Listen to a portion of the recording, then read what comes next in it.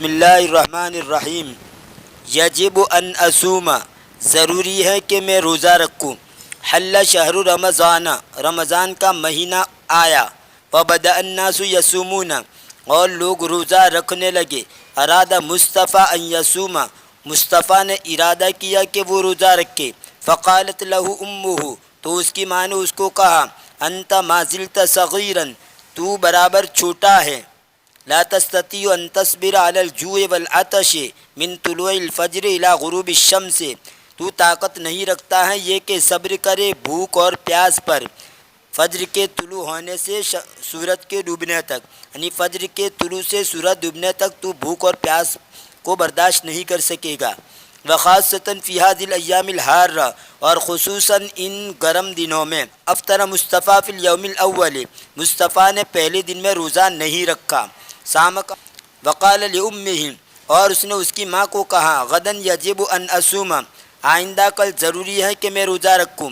رضا اصغر منی وصام فی هذا اليوم، رضا مجھ سے چھوٹا ہے اور اس نے اس دن روزہ رکھا۔ الام قالت حسن، ماں نے کہا ٹھیک ہے۔ سأوقظک فی وقت السحور لتتسحر معنا، ان قریب میں تجھے جگاؤں گی سحری کے وقت میں تاکہ تو ہمارے ساتھ سحری کرے۔ وتصوم غدا اذا قدرت، اور تو آئندہ کل روزہ رکھے جب تجھے قدرت ہو۔ اصبح مصطفیٰ صائما وظل صائما، مصطفیٰ روزے دار ہو گیا اور وہ روزے دار رہا۔ وعند العصر عطش، اور عصر کے وقت وہ پیاسا ہو گیا۔ فجف حلقہ وجبست شفتاہ، بس اس کا گلا سوکھ گیا اور اس کے دونوں ہونٹ سوکھ گئے۔ وأحس بضعف فی جسمہ، اور اس نے کمزوری کو محسوس کیا اس کے جسم میں۔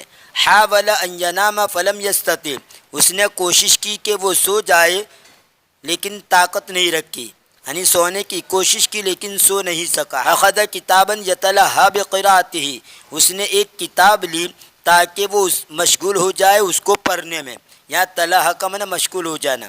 حتی قرب موعد الفطور، یہاں تک کہ افطاری کا وقت نزدیک ہو جائے۔ فبدأ یتردد علی المطبخ، بس وہ کچن پر آنے جانے لگا۔ تردد کا معنی یہاں آنے جانے لگنا۔ یذهب ویجیء، وہ جاتا تھا آتا تھا۔ وینظر الی الساعة من حین الی حین، اور وہ گھڑی کو دیکھتا تھا وقتاً فوقتاً، من حین الی آخر یعنی وقتاً فوقتاً، وقفے وقفے سے۔